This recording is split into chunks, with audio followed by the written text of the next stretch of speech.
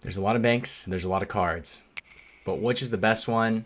What's the best combo? Can I consolidate all into one bank? Can I just stay with one? That is what we're going to dive into today. Hey everyone, my name is Jared, and thank you so much for tuning into this video where we're going to discuss one of the best banking ecosystems to get into today. And yes, that's for free credit cards and paid credit cards and how they all work together. And before you ask, that's correct. It's Chase. Now, this is completely my opinion, and if you have your opinion on what bank and credit card setup that you think is best, feel free to let me know down in the comments below. But for today, we're going to look at the bank, look at the cards, and how they all play into each other. So without further ado, let's go ahead and dive in. Now, Chase currently offers 6 credit cards across their entire platform. It's going to be the Chase Slate, the Chase Freedom Rise, the Chase Freedom Flex, the Chase Freedom Unlimited, and then you have the Chase Sapphire Preferred and the Chase Sapphire Reserve. Now, the important thing is that today is we're going to identify which 3 work together very well and which 3 can be incorporated to capture the most amount of points for our daily spending habits. Now, let's dive into the first of the 3 cards, and that's the Chase Freedom Flex. The Freedom Flex is a alternating category card, meaning that for every quarter, there's going to be alternating categories where you can receive up to 5% cash back on those categories. So for example, in one quarter, you might get 5% cash back at gas stations and EV charging. The next quarter, you can get 5% cash back at gyms or fitness clubs. And then the next quarter, you can get 5% cash back on self-care. So we can really start capitalizing that 5% cash back depending on the category that we're actually shopping per quarter. And if you're really strategic, that really adds up quick. That 5% cash back on fitness clubs and gyms could pay out a lot if you decide to pay annually for your gym pass during that quarter. Or likewise, if you're deciding to charge or go to get gas during that quarter, you can definitely rack up the points with 5x there on that quarter as well. Aside from alternating categories, you get 5% cash back on travel booked through Chase Portal, 2% cash back on drugstores and purchases, and then you also get 1% cash back on all other purchases. So you might be asking, wow, this card sounds amazing, but you are missing a couple things. What about that 1% cash back on everything else, that catch-all card? That's what we're missing here, and that leads us exactly to our next card, which is going to be the Chase Freedom Unlimited. The Chase Freedom Unlimited is going to give you 5x cash back on all travel booked through the Chase portal, 3x back at drugstores and dining, and then also it's going to give you 1.5 cash back on everything else. So this is going to be the best catch-all card, especially for being a free card, to get as many points back on any of your everyday purchases. So that's 1.5 cash back on gas, 1.5 cash back on charging, 1.5 cash back on everyday purchases. Anything that you purchase that doesn't usually have a category or redefined point accumulation score, then it's going to be 1.5% cash back, which obviously is greater than the Flex that had that 1% cash back. And not to mention that the Freedom Unlimited is a 1.5 cash back standard catch-all, so you don't have to really worry about too many of the alternating categories as much, since you know, all you have to know is it gives me 3x back on dining and drugstores and then 5x back for travel. So if you're limited to those 2 categories, anything outside of those categories, you could go ahead and for sure use the 1.5% cash back, or obviously look for your categories in that Flex, and you're going to start capitalizing on those points there. And the last card in this lineup, the third card, is going to be the Chase Sapphire Preferred, and that's going to be a $95 fee card. But what does that unlock? It unlocks a lot more travel benefits for us.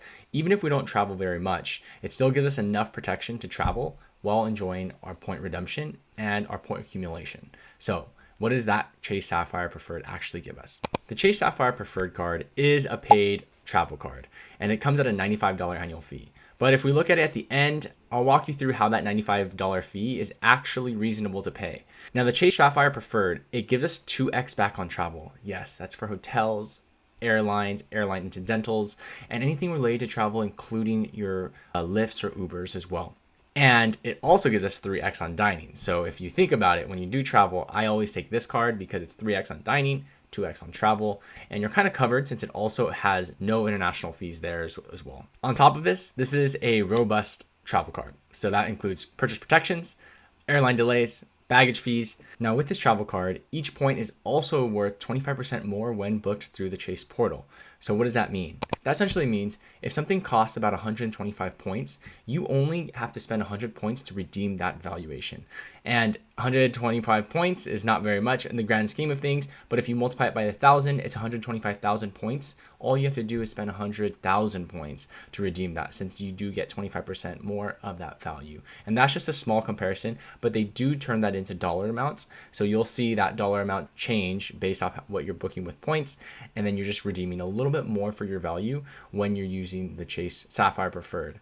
when booking through Chase Portal. And with this card, you're also going to get additional protections, including primary rental collisions, baggage delays, and trip cancellation and interruption assurance. Not to mention the opening of opportunities to transfer your points to different travel partners, which unlocks so much more value for your points as well. So what do I unlock if we sign up for these 3 cards today?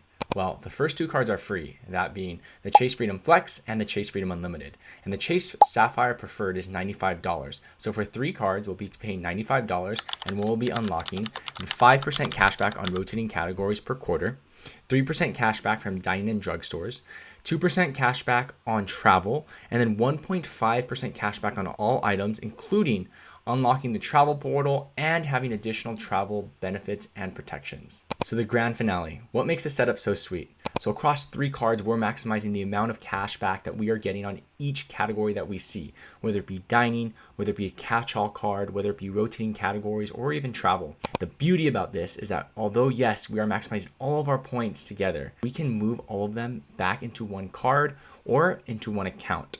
So for me personally, I also have a business account under Chase. I take all my business points and also move it under my personal account, so I have that flexibility to travel. And then for my Freedom Flex, or if you have a Freedom Unlimited card, you can accumulate all those points and move them all under one card account. So that being the Chase Sapphire Preferred card, right? Because we get that 25% extra point redemption value. Or you can take all those points, move them under one card, get that 25% redemption value, and also move them to the travel partners that we also unlocked with the travel card that we are paying for.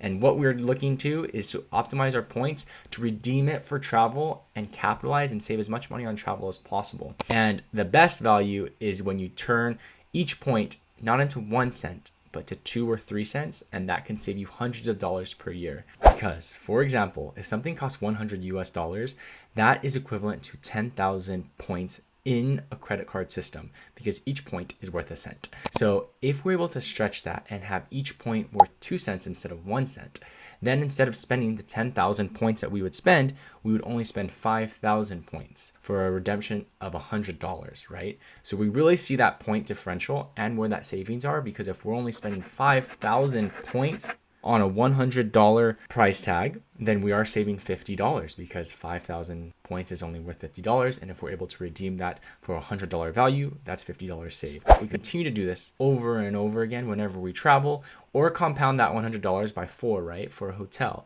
or 5 or 6 for travel, then that's when we start to see the savings really accumulate and our points go farther than we ever seen. And those are the 3 cards in the Chase ecosystem that help maximize the point redemption value while also having a lot more value when transferring to travel partners. And if you learned something new from this video, feel free to give it a like, as it helps support the channel in a long way. And if you know of other cards or another bank that offers something similar or better, feel free to put in the comments, as I'd love to hear from you guys as always. And if you guys like this video, give it a thumbs up, give it a share. But until next time, I'll see you guys in the next video. Peace.